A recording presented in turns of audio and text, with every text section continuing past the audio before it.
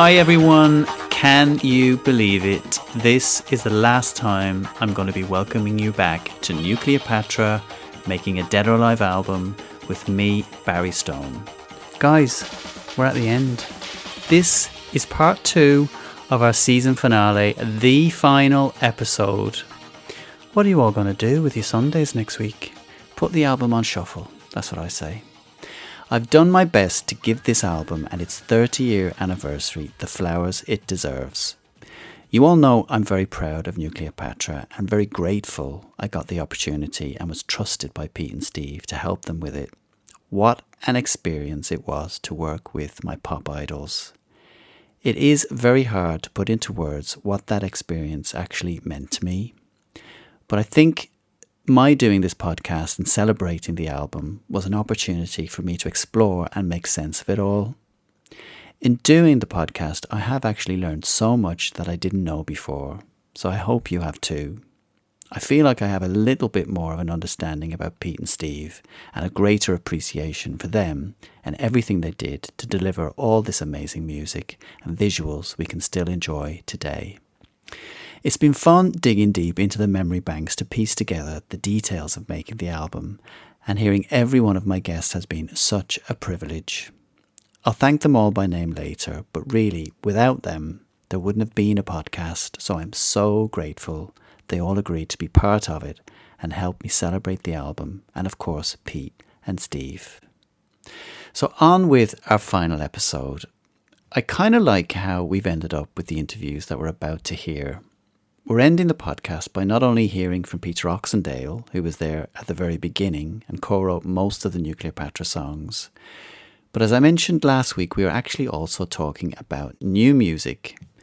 And to think something I recorded Pete singing over 30 years ago, we've now been able to create something new out of for 2026 just makes me very happy and excited. It's like Nukleopatra Lives On.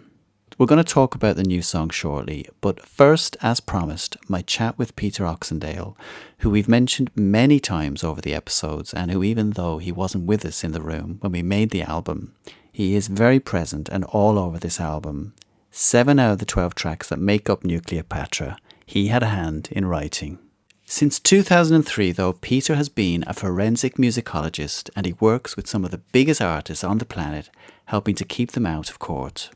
But back in the 80s, Peter was a highly sought-after musician, playing with artists such as Alison Moyet, Paul Young, Belouis Some, and Christa Berg, to name a few. But from 1984 to 1987, he was part of Frankie Goes to Hollywood, recording and touring with the band. It was through his connection with Frankie that he ended up working with Pete and Steve. And Peter is going to tell us now the story of how he came to be in Dead or Alive. I got a phone call one day from Steve Coy, who just ran me out the blue and said, I heard about, Frankie Goes to Hollywood, Liverpool connection. So anyway, he came round to my Pied à Terre in Clapham Junction. We got on like a house on fire. And then what happened was, he said, come round to the house on Sunday and you and meet Pete to the big house they had in Notting Hill and we'll try some writing. So it was actually quite interesting. It was a very nice big house. There was a big dining table, a little keyboard, and Steve was on my left, and Pete was there, and that's how the whole thing started. And can you remember what the first song was? I think it was Unhappy Birthday, and that was one of my favourite songs that we ever did. It took a while to actually develop, but I'm pretty sure that was the first song we wrote. Pete had an amazing tenor voice, really deep, big tenor voice, and I think he used to sort of listen to things by Luther Vandross and stuff and get him in the vibe, in the mood. Pete wasn't a natural songwriter. He tended to throw an idea in and we'd develop it. So, for example, I went around probably on the first Sunday and he starts singing a little bit of a song that he knew, but I didn't. So I wasn't really aware of what was going on. So I listened to his vocals and I start playing. Now, I was in those days a pretty good keyboard player. Not so much now, I don't think, and Pete used to love interesting chords like suspended ninths, flattened sevenths, major sevenths and stuff. So he starts singing this bit of whatever it was, Luther Vandross inspired, right? And I play some chords and I deliberately throw a few shapes in. and he used to love it. He flattened nice, and his melody then developed. So I was leading him. So the idea we started with had now gone and been transformed into something else. And generally, I can't remember him ever writing a lyric down. Generally, he wrote all the lyrics. Steve didn't write any lyrics, or in fact, much of the songs. Steve was tremendous. He's an important person, but he was the vibe man. You know, he was the one that really, he was fabulous to work with. I worked with him every day for a long time. And then we'd throw this stuff in. I generally try and change it a bit. And then what would happen is that I'd throw in one of my special flattened 13th chords, which people never heard before. And he'd go, Oxo, he'd go, Oxo. And he'd start writing this melody. And of course, I loved that because I could then throw a few more chords in. And the impact of all this was that the song, which was really starting from a different source, became a completely different thing in its own right. Yeah. Generally speaking, we finished the song, and Happy Birthday took a couple of sessions, I think, right? We finished most of it in a session on a Sunday afternoon.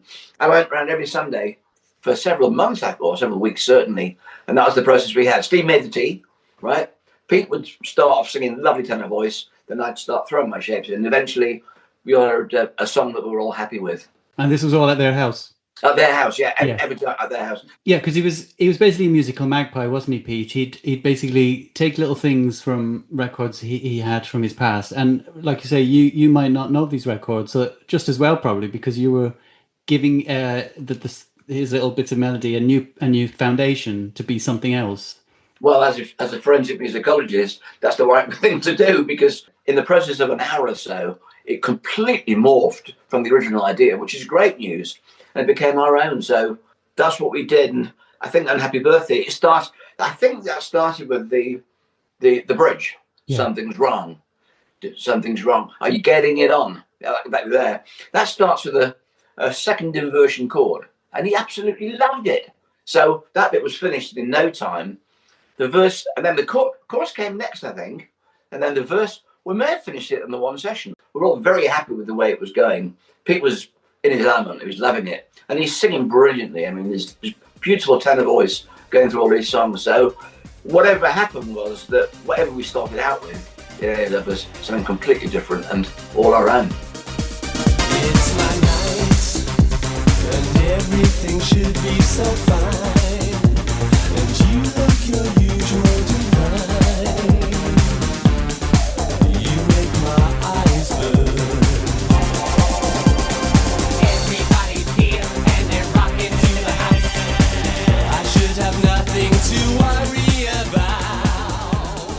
The next thing I knew, I was in a little studio called Hot Food Studios, Billy Curry Studio, Notting Hill. I remember Steve telling me he was quite pally with Billy, wasn't he? Yeah, it was called, as I say, Billy Curry Hot Food Studios. Okay, gotcha. So that's what we did, and I saw Steve. Well, we were with Steve every single day for a long, long time. We just hanging out. We had a really good time. Was there any point you had to get these songs delivered, or was it all quite like easy going? There was no pressure like to get things finished. It was just I had no idea what was going on. I mean, yeah. Steve was actually making an album, but I never really realised that. So what we would do, we'd do these songs, and of course, then I bring my keyboards down to Billy Curry's studio, and we start demoing them as you do with the bomb as you do, and sequencing that kind of stuff. And I just thought they were demos. I thought we'd go and record it, masters somewhere else. But it wasn't. We were making the masters as we spoke. So the demos became the masters. Yeah, and Steve was great. I mean, again, don't get me wrong. Steve's input into the musical composition was a vibe merchant, but he was very good in the studio and very focused on what he wanted, which is great. So the Fan the Flame songs have a much more romantic and softer musical style, very different to what had come before and what was to come after. And we hear side to Pete we hadn't heard before. How instrumental do you think you were in this change of direction for the band? Total. I think it was all basically down to me. It wasn't deliberate, Barry. It was never deliberate. I just enjoyed playing these lovely chords that made him light up. And I thought, whoa, this is good, you know. At the end of the day, Dead or Alive was basically Pete and Steve. And of course, if Pete was happy, then Steve was happy. We're all happy. So, but you are right. And you can probably hear from the way the songs develop that they are quite a long way from what came before, and certainly a long way from what came after. But we're all very proud of it. And and I think I think Pete was obviously well up for like exploring this different side of his artistry. I mean, for some Dead or Alive fans, this is their favorite album, and they love the fact that Pete is exploring this softer side. Well, that's true. I mean, he very much did, which is really interesting. So we did a lot of songs, and a lot of them, I say, just demoed. He did all the lyrics himself, but I never saw him write anything down ever. All the vocal melodies were his, but fed from my chord sequences and stuff. When you were developing, would you ever kind of say, oh, how about try this melody, or did you just leave that to him? Pete was very good at following, and so if I thought a melody was going the wrong way or whatever, I could move the chords around and make him effectively follow my chords. So that's what really happened. Some of his melodies were very intuitive, you know, but they would change. He's come up with a very simple, what have you done to make me change, or whatever it was. And I put a few chords in there. I thought, well, hang on, this doesn't sound great. Let me try this. And I'd try it. And when it hit jackpot, Peter'd go, Oxo, and then carry on. Yeah. And generally the song was finished in hour and a half, 2 hours. Yeah. He didn't like to hang around, did he? No, we certainly didn't. Spontaneous, yeah.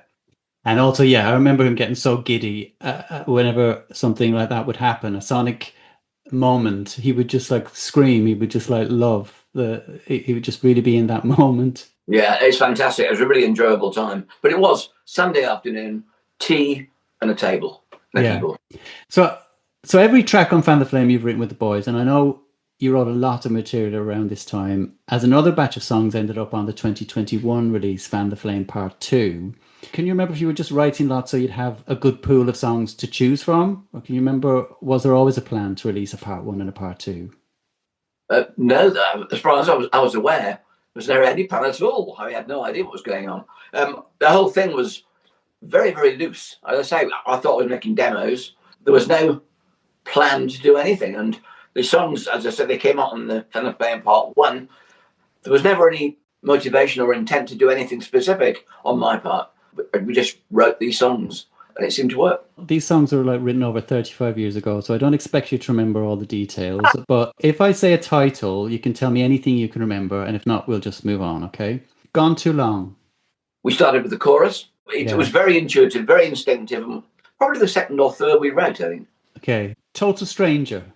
Again, the same kind of thing. That was a song, it just came. It's the same kind of thing. He'd have a melody to start with. Usually had a title to start with. For example, Unhappy Birthday was his title of Unhappy Birthday. I think Gone Too Long and Total Stranger, again, the embryonic idea was there, probably magpied from somewhere else, but by the time we'd finished with it, it became original and it had its own character and identity. Spend the Night Together? I remember that very well. And that was another one where I just put some interesting chords in there and it developed from the chords rather than anything else. So when you finished demoing them, you obviously at some point went into sound. Did you go into sound with the boys to like actually do the record? Got all about that. Yes, I did. And were you involved in the production? Very much so. I forgot all about sound. Thank you for reminding me. Steve really took the lead, very much so. He was very intuitive, I would say a vibe man. Pete sat there. He didn't come in very much. He did his vocals, then he left. And I was there adding, more overdubs and stuff like that as necessary. And obviously Tracy came in to do backing vocals. Tracy Ackerman, what a legend. Absolutely. I must have made several hundred, a lot of records with Tracy. When I was in West End with Dennis Inglesby and Eddie Gordon, we did a remix every week. Our magic weapon was always Tracy. She'd come in, right? Unbelievable singer. She's lifted every song to a new level. She is a producer's absolute dream. Yeah. Love her to pieces. And there's a gospel choir. Is it London Community Gospel Choir? Yes, that's right. I did a lot of records with them. You did. So I think I probably brought them in. Because they're on Happy Birthday, aren't they? They are, yes. It sounds like a complete, absolute choir, giant choir. Yeah, wall of sound. Yeah, wall of sound. You've been writing the songs in the studio, then you've gone into sound to do the album. At one point, did doing this then turn into actually joining the band? Do you remember? No. Again, I just said, you're in the band, Oxo, you used to call me. Yeah. Yeah. No contract, no papers. And I guess this probably coincided with you going on tour with them, right? Yeah, well, we did these shows, as you know, in Japan.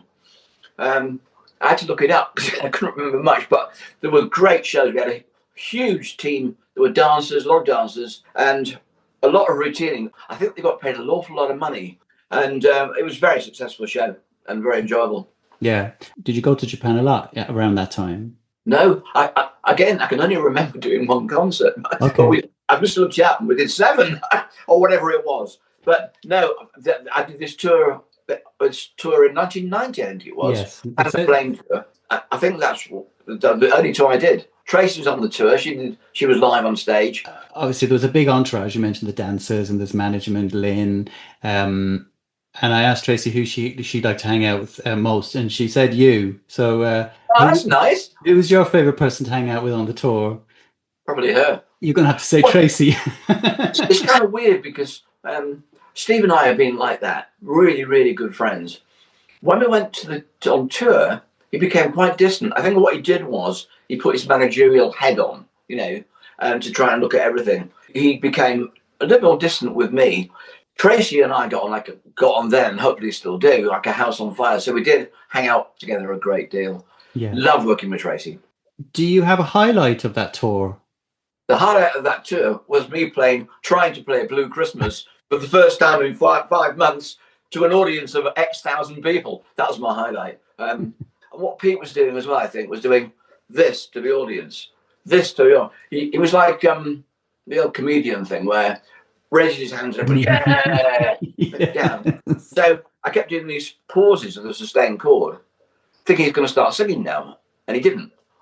Hooray! But eventually, after about it seemed like an eternity, he did start singing. And to his credit, he sang it very, very well. To my credit, I remembered it reasonably well as well. So that's probably a highlight. I've never known such utter terror on stage in my life. And so after that, I presume that was the first show. So did that become part of the show then from there on?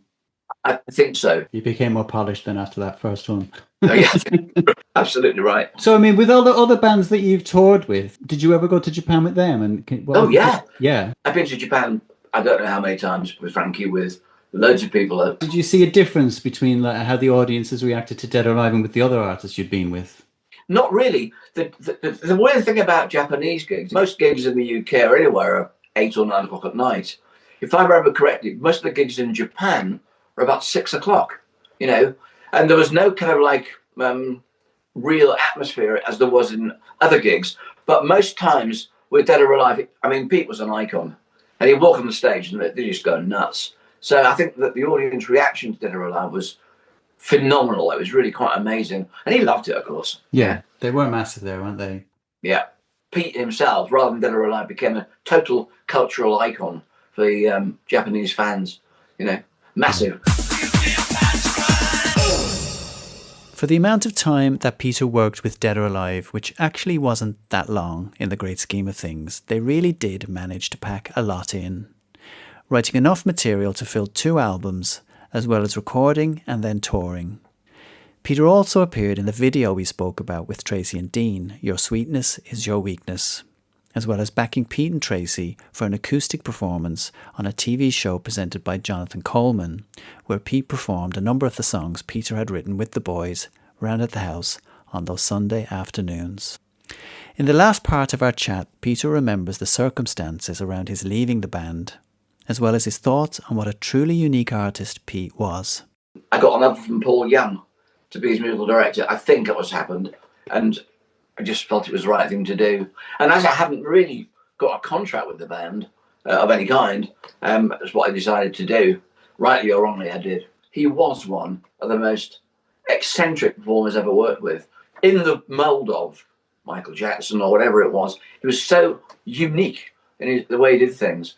Incredibly unique. And he was very, very good as well. A great performer. His voice, as you know, right? Remarkable tenor voice.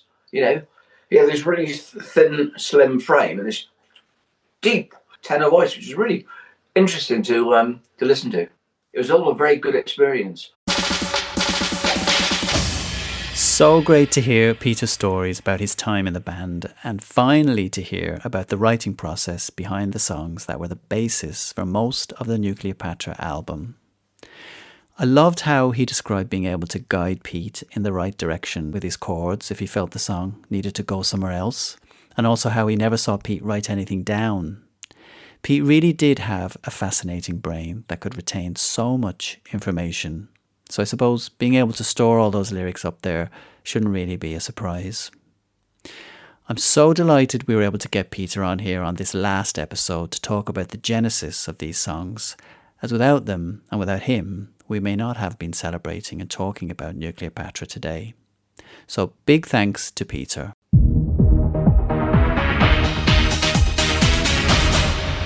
We are going now from talking about the origins of the album to where one of its songs, written over 30 years ago, is now being used to carry the spirit of Dead or Alive into 2026. We are of course talking about the brand new song which has been written around this long forgotten vocal of Pete's that I recorded for the Nukleopatra sessions. I am very excited for you all to hear this. So as I said last episode, bang in the middle of me putting the Belvedere Kane album together recently, I became aware of this great verse from one of the Nukleopatra songs that we hadn't used. And as soon as I heard Pete singing these lines, I immediately thought, this is so strong, and how amazing would it be to write a brand new song around this vocal. I set about creating something that kept the same energy of Dead or Alive, but for 2026. And it's turned out better than I ever could have imagined. The song is called Legends Forever Young, and before we hear it, I thought it'd be fun to actually take you on the journey of writing it with us. And when I say us, that's me, my production partner Julian Gingell, him off Stools and Joan, and our good friend and amazing songwriter Hannah Robinson. Julian is of course the jewels to my stone and the other half of the Alias, which is the name we go by when we work together these days. Hannah has written more songs than you can shake a stick at. She's written for Louise, Steps, Sophie Ellis-Bextor, Rachel Stevens, Saint Etienne, Annie, Lana Del Rey, the list goes on. Before we get down to business, let's bring Julian and Hannah in. And to get the ball rolling, I started off by asking them both when they first became aware of Dead or Alive. And for both of them, it was seeing Pete on Top of the Pops. As soon as I saw him on Top of the Pops with Spin Me, it was just like, yes. The record sounded like nothing else I'd ever heard before. That first Top of the Pops appearance, because he had the glasses on, didn't he? It wasn't the eye patch, it was glasses. Mirror glasses, yeah. Yeah. And it was just like, what is this? Oh, well, Top of the Pops. Same as Jules. Oh, really? And what do you remember about it? I just remember thinking it was just super different and exciting and in your face and catchy.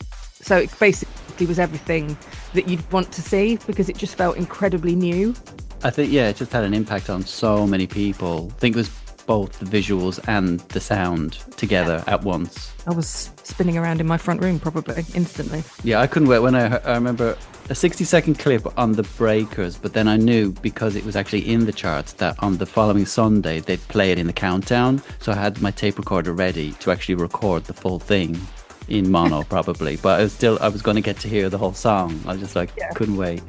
Really exciting. I mean, it's still my favourite record of all time. It would still go down as my number one, because I don't think any record kind of made me quite as excited as that record when it came out. It hasn't lost its flavour after all these years. It hasn't at all. Even now I hear it and it still sounds great. We are going to go through the evolution of this song and putting the track together step by step with Julian and Hannah. But to start things off, I'm going to play you the lines of Pete's vocal that were the inspiration to write this song. I had such fun at 21.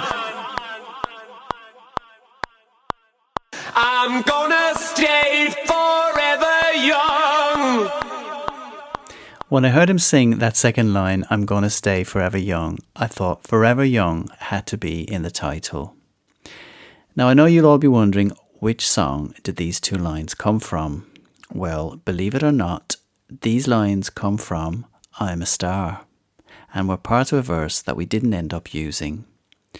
I'm a Star has a lot of lyrics, and all I can think is that Pete decided there were enough words for the song, so this verse got put to one side. This was really unusual for Pete, as generally he only ever wrote what was needed and no more. So I had the idea to create a new song around this vocal, but what was it going to sound like? I set about trying different chord structures underneath the vocal to see what might work. At the same time, I reached out to Julian and told him my idea to see if he'd be up for helping me write it. Julian, you heard, is also a fan of the band, so he was up for the challenge, which was great. So I sent him the vocals, and independently, we both set about finding the perfect backing to make these vocals sound the best they could. Neither of us hearing what the other was doing. After a little while, it was time to share what we'd each come up with, and they were two very different vibes. I had such fun at 21. I'm gonna stay forever young. Young, young, young. Young, young, young. Young, young, young. I'm gonna stay forever young. Gonna stay forever young. Gonna stay forever young. Gonna stay forever young.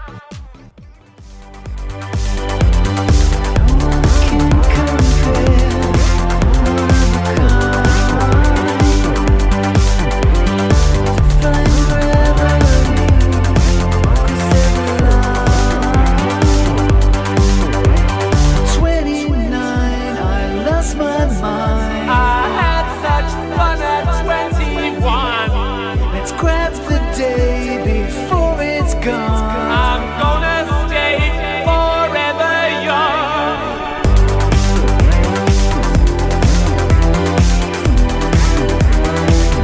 Forever young. Tell me what you had in your head when you did that first version. Oof, I don't know, because honestly, it was like trying to bring Dead or Alive into the current soundscape. I'm glad you went so far that way, because it made me think, well, actually, I don't want to go that far. It does have to be pop as well.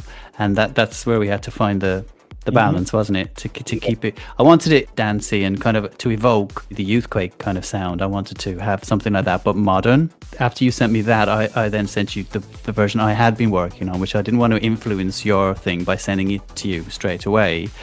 The melody ideas I had were quite floaty, and it just... listening now, it's just not right. Sometimes you have to try a few things so you can then dismiss them. Here, we've got a very specific endpoint that we want to get to. When we get to number 5, which is called DOA 31, this is the one where it's basically we're finally on the right lines. It's not quite where we ended up, but it's basically, this is the start of getting there. I had such fun at 21.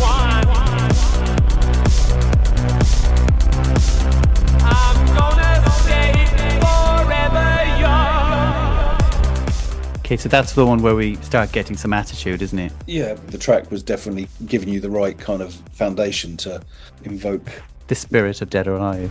Yeah. So we were happy with the track, and we were happy with where Pete's vocal sat in the track. Here's a blast of how that version sounded.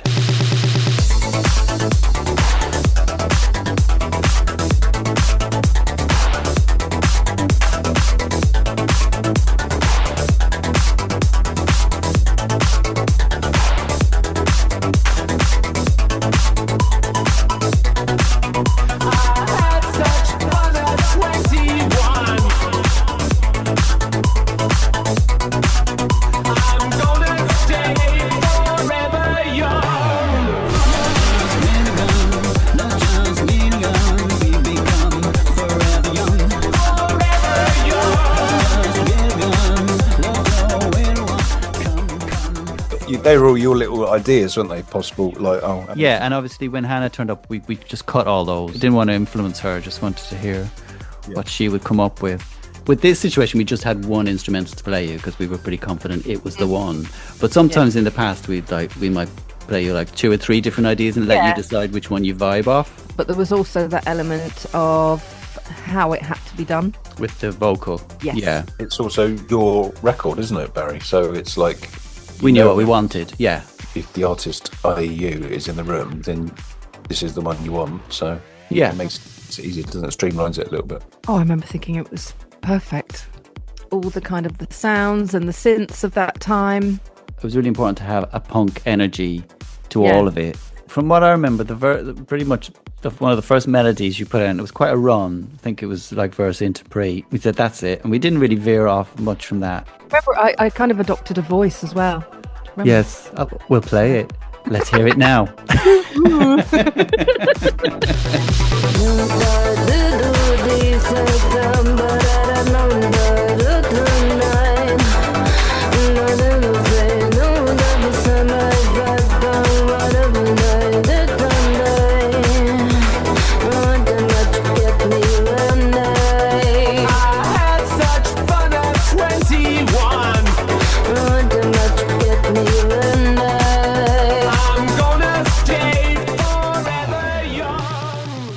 Remember it coming together quite easily, but I imagine, you know, when you're doing something for a film and you know the plot and you know the characters and stuff like that, we had a character, so it wasn't like just plucking stuff from midair. We had someone kind of pay respect to. Having his vocal sample there kind of helps in a way, because when you've got none of the melodies cemented, everything is flexible, everything is up for grabs. But we knew when you've got those samples there, you know when something is working with that sample or not. It makes it very easy to say, okay, well, that's not working. And I actually really enjoyed the process. It was good.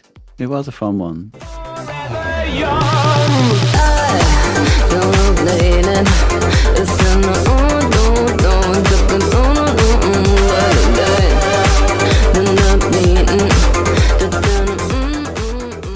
Hey, hear what I'm saying? Yeah, that was we had that really early on.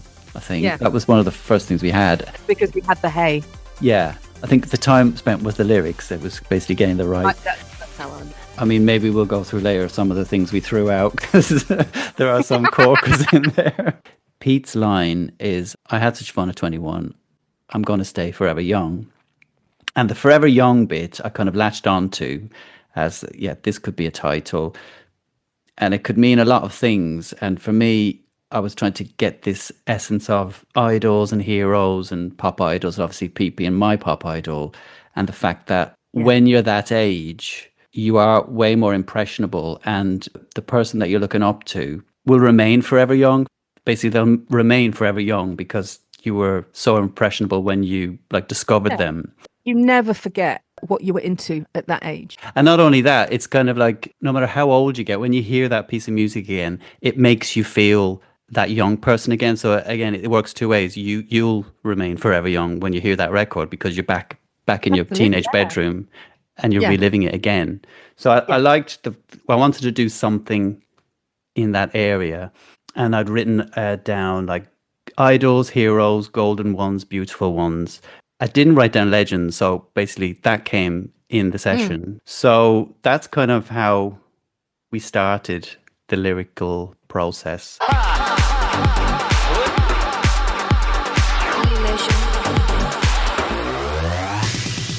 The first pre I've got here is what we didn't end up with. But I did sing this, but I thought I'll sing it because we wanted to say something that was like, punk, but it's maybe a bit too punk for Belvedere Kane. The lyric was, guys, fuck with no feelings, they say. Kind of like the fuck with no feelings, didn't we? I probably would have liked somebody else singing that, but it just felt a bit too try hard for me. I knew I didn't want that, but then we had to come up with something that was as good. And so we went with the Night Creatures, Out Making Waves. Night creatures out making waves.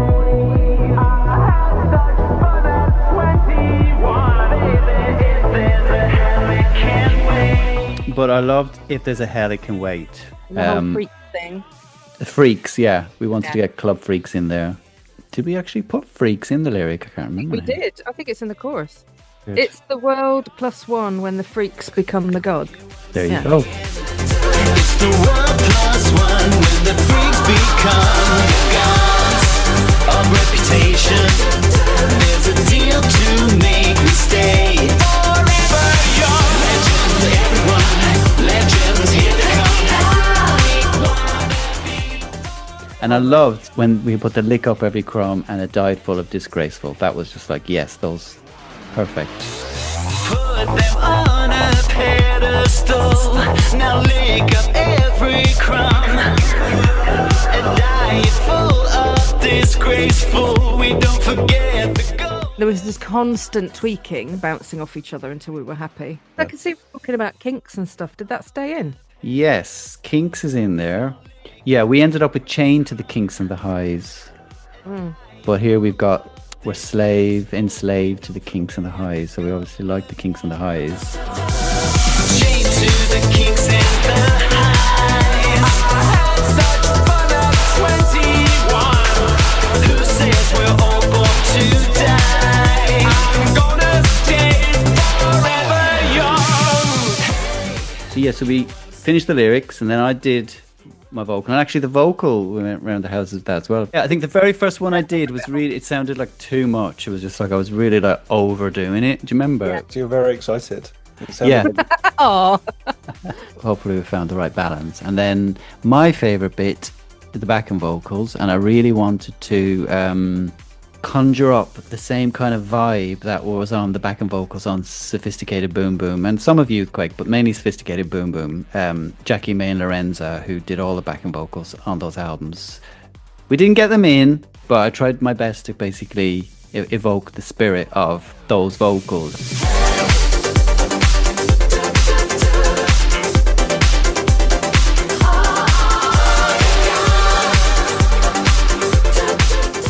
They really had their own place on Sophisticated Boom Boom. They're just so distinctive and they've got so much personality, and they're not just supporting Pete. They kind of had their own little moments, and there's interplay between the lead and the backing vocals. And so I was trying to kind of evoke the same spirit on this.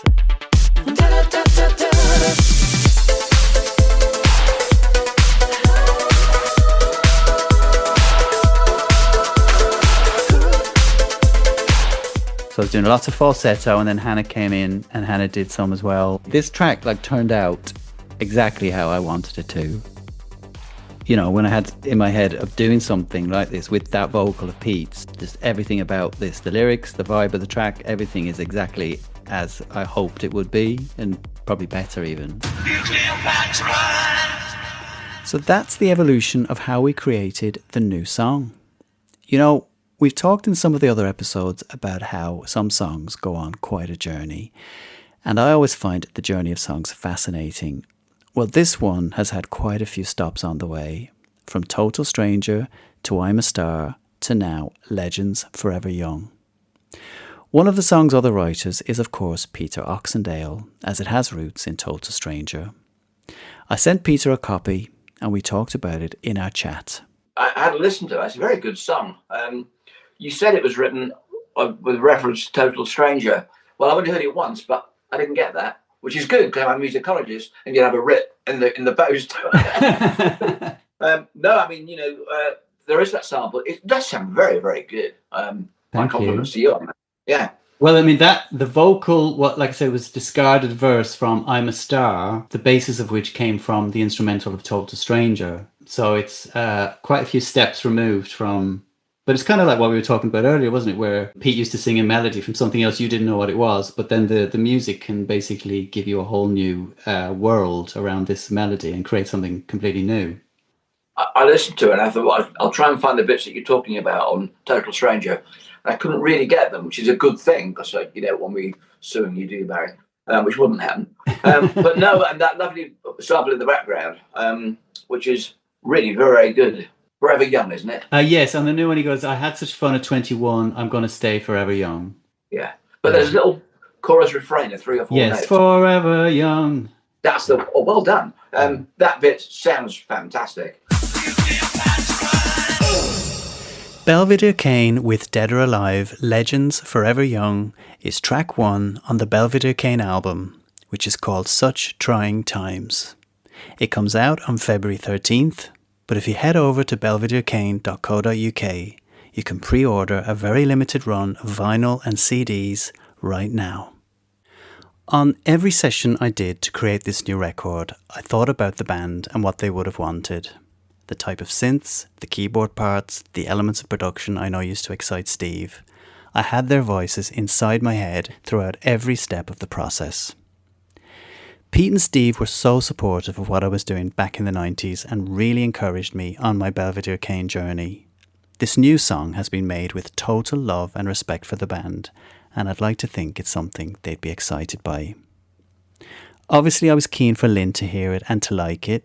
She went one better, she loves it. We've worked really closely with the Dead or Alive estate to make sure it had the seal of approval, and I really want to thank Marina and Michael and Glenn over at Demon for being so fantastic and supportive of the idea, and it's at their suggestion we've credited this record as Belvedere Kane with Dead or Alive. And there you have it, Nukleopatra Lives On.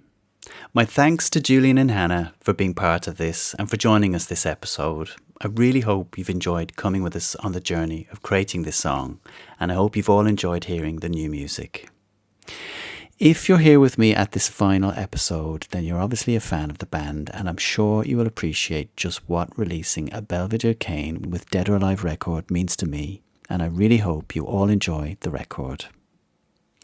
It does feel really nice that I can celebrate both Belvedere Kane and Nukleopatra's 30th anniversaries in this way. Both projects meant so much to me back then, and celebrating them in such a big way now, in 2026, feels very special and a bit like a full circle moment.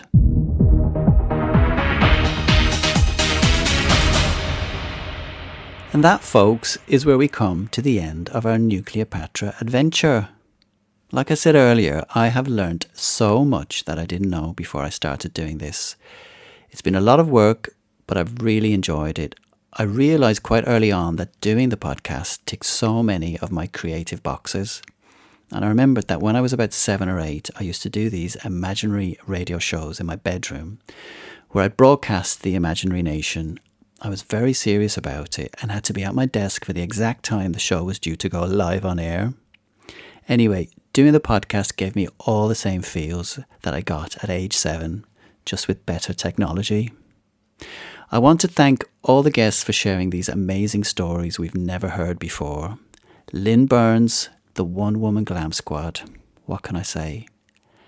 Lynn Burns has been on my mind since 1985.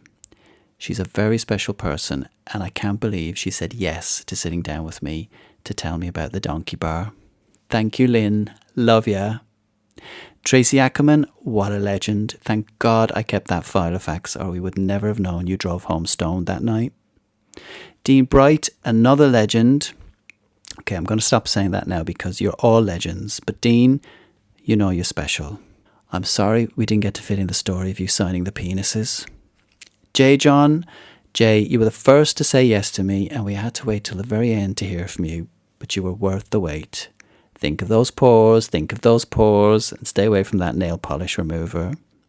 Dividos, thank God for Dividos. My mind was literally blown listening to your story and imagining you there at all the key moments.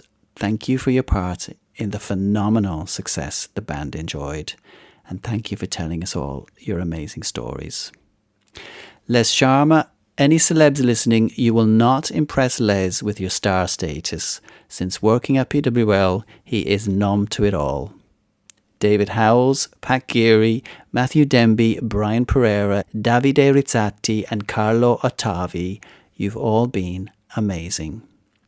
Thanks to Demon Music Group for allowing me to use all the music in the podcast. If you haven't got your copy of Nukleopatra, you can still head over to demonmusicgroup.co.uk to get your copy now. Thanks also to my good friend Peter Lorraine, who helped me bring this podcast to you all. Peter did so much behind the scenes to make a lot of this happen, so thank you, Peter. And lastly, thank you. I've said it already, but the Dead or Alive community is alive and well, and it's such an amazing thing to see you keep the memory of Pete and Steve alive every day with your photos, your posts, your memories of the band and what they mean to you. New fans are discovering Dead or Alive every single day and getting to experience and enjoy the music and videos and performances, and it's such an amazing thing. The band live on through this community, and long may that continue.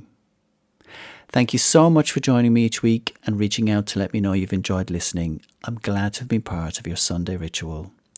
The podcast will stay up, so if there's a Dead or Alive fan you know who hasn't listened, point them in my direction. I'll sign off and say goodbye now, and for one last time wish Nukleopatra a very unhappy 30th birthday. Bye.